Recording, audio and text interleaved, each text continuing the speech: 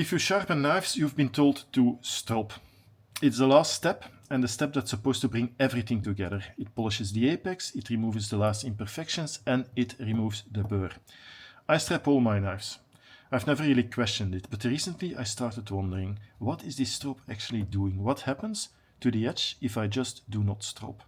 So I took this Dragonfly, VG10 steel, and I sharpened it through a full grit progression. I went from 320 to 600 to 1000 to 3000. With microscope images and paper cut tests at every stage, so no stropping at any point.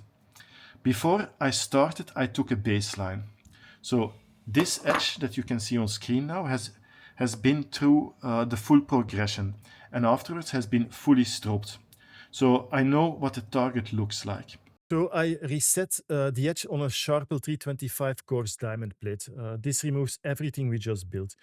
Under the microscope, this is what it looks like. It looks ugly. It's deformed steel folded over the apex, and this is our starting point.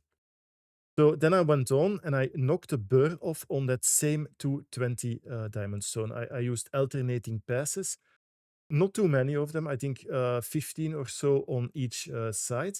And then I went back to the microscope to check. From the side, no burr.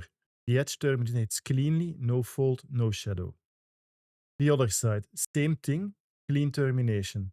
And from the top, the apex line is rough. This is 325 grit. There is nothing refined about it, but there is no material folded over. There is no remnant burr.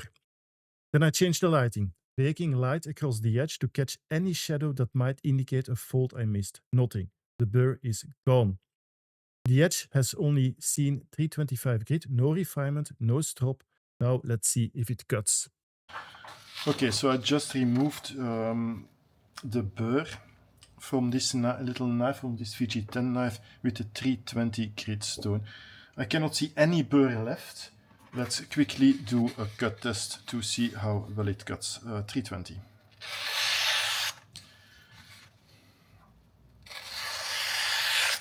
So I don't feel any resistance. It hooks nowhere. This feels perfectly smooth. As far as I'm concerned, as far as I can feel it, the burr has been removed entirely here. So the burr is gone. The edge works. Now the question is, what does each step after this actually add? So we're going straight to the 1000 now. We're skipping the 600 entirely because it's supporting my microscope. The scratch pattern is noticeably finer. The 325 sketches are being replaced and the surface is more uniform, much more consistent. So you can also see that there is no side of any burr. No new burr has been reformed. It is very tight. So let's do a paper test. So okay, now the 1000 grit, you've seen it, there was no burr to be seen. Let's do the cut test. There is no reason it would be any worse than the 320 we did before. So yes, smooth, very smooth. Yeah, this is absolutely razor sharp. Let's continue on the 3000 stone. Okay, so the 3000 grit diamond stone, it's actually rated between 1000 and 3000. It's probably somewhere around the 2000s. So now it's getting interesting. As you can see, the scratch pattern is fine and the apex is clean. This is starting to look like a finished edge. Let's switch to the paper cut test.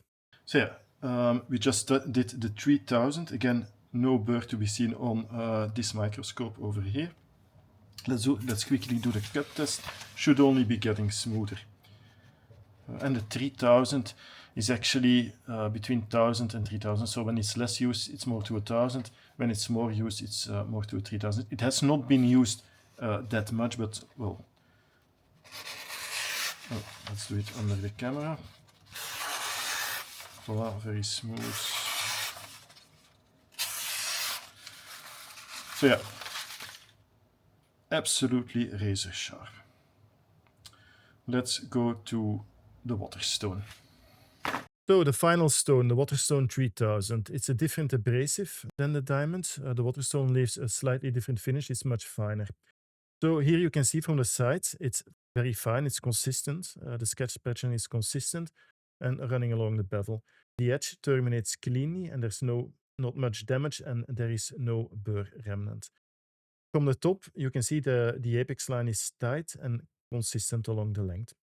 Let's go to the paper test. Okay, so here we are. Then the final stone, the Waterstone 3000. Let's see how it cuts. Very smooth.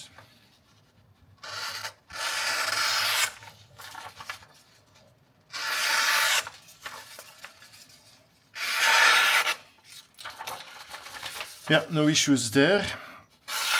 As expected, it cuts very well.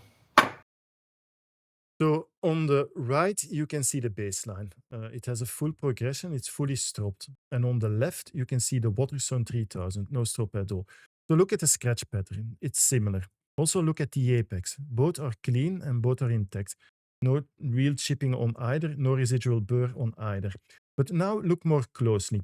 The stropped edge has a more polished apex. There is refinement right at the very tip that the Waterstone alone did not achieve.